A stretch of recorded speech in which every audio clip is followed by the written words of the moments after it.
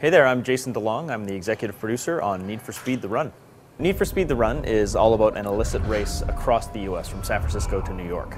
For the first time in Need for Speed history, we're actually going to be going across real locations. What we've done in the past, though, is we've actually done sort of high-end video where we get Hollywood talent and we capture video, and you race for a while and then you watch a movie and you race and watch a movie. One thing we wanted to do this year was really keep the player engaged all the way through, from the beginning to the end, from the race, always feeling like you're in this story, you are this character. Again, which is a new thing for Need for Speed, never actually playing an individual character before. So for E3 this year, Need for Speed: The Run is actually showcasing our Chicago level. And what we wanted to do with the Chicago level is actually showcase something that's a really big innovation for Need for Speed this year, which is the concept of action driving in a way that we've never done before. The concept of the Chicago level is that you're about 2/3 of the way across this race across the country. Without getting into the story point specifically, there is a mob presence in Chicago that's actually interested in the fact that you're there. And you're in the middle of this race as you're zipping through the streets of Chicago in downtown at night.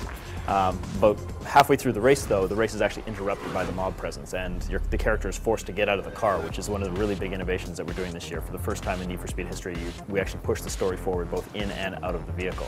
So you get out of the car. The whole concept, of course, is you're in this race. You don't want to stop and have a donut or whatever. You're actually trying to get back in the race as quickly as you can by any means necessary. So the character gets out of the car. He's being chased by this helicopter across the rooftops of Chicago, being shot. He has to procure another vehicle from the local police force, shall we say, and is essentially just racing for his life to get out of Chicago, avoiding this helicopter, firing at him all the way along while he's trying to race through the city in a cop car. Get out and get on with the race as fast as he can.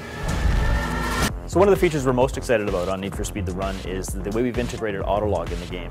Autolog obviously was a great innovation, came out in Hot Pursuit, and we've seen it in Shift 2 as well, where you're able to compare and compete with your friends and your times asynchronously.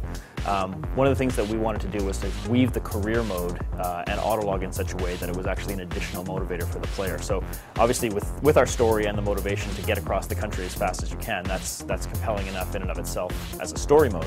But we've added the additional layer of the Autolog functionality, so you're actually comparing your times with your friends across the country, and you actually want to beat your friends stage by stage across the country to see who can get to New York fastest. So that's one of the new features that we've implemented that we're really excited about. We've had about 2.5 years to put this thing together, and we're finally going to show it off at E3, and we're really excited about it. Jack!